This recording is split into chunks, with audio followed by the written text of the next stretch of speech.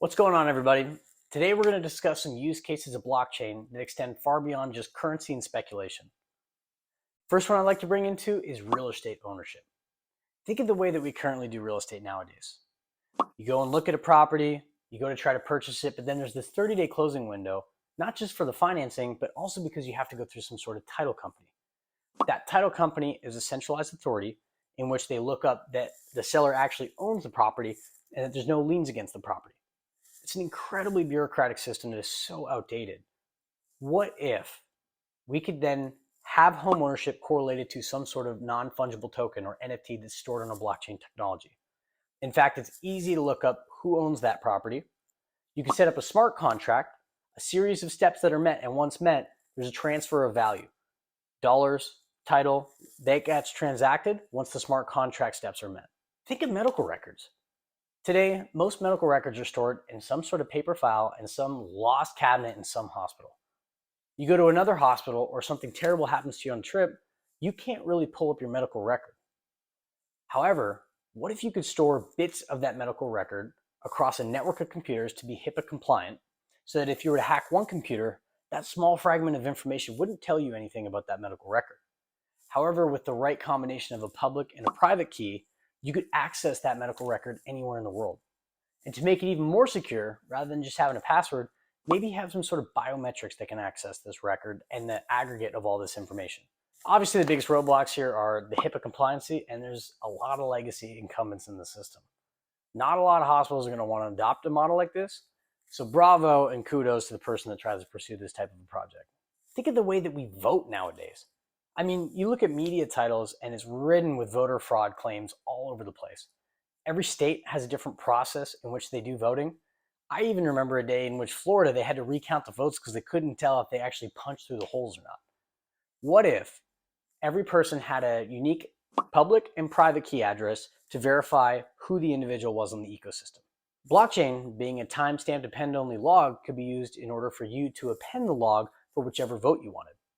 Now, you couldn't tell who the individual was, but you can tell that that specific public and private key voted for whatever specific person they had. This could radically change the transparency in the voting system as we know it. And frankly, I think democracy needs accountability and auditability with a lot of the voting that we have nowadays. Another use case, sports ownership. Nowadays, teams are owned by the mega elite and the ultra wealthy. But what if you could tokenize and split up essentially an entire team into a series of shares? That would not only radically democratize ownership of teams, but would allow participation of sports fans to an unprecedented level. If you were a token owner, you could have certain discounts at concession stands within the stands.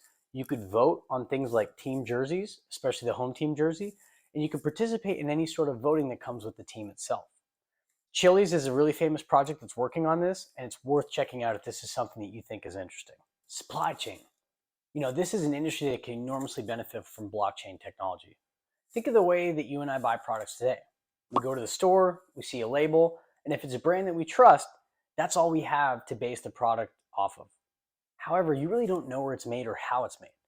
Well, what if it could have some sort of RFID tag that is stored on a blockchain, a time-stamped append-only log, in which you can see exactly where that product was at each stage. You can see which factory it was made in, when it was shipped, how long it stayed in those shipping containers, and it would radically transform the way supply chain operates as we know it. There'd be a lot more transparency, and people, consumers, would appreciate a project like this. Most famously, VeChain is a current project that is tackling this use case right now. Data storage. This is one that is an absolute nightmare, but it has enormous potential for the future. Right now, people just store information on their hardware computer or some sort of centralized authority like Amazon, Google, or Microsoft. However, what if you could take small bits of information, store them across a massive network, a decentralized network of computers, in which if you just took one little fragment, you couldn't really glean much information from it, but you would need the aggregate of all that through some sort of private and public key combination. You could even offer up available RAM or hardware space on your personal computer, and you can enter into this blockchain ecosystem.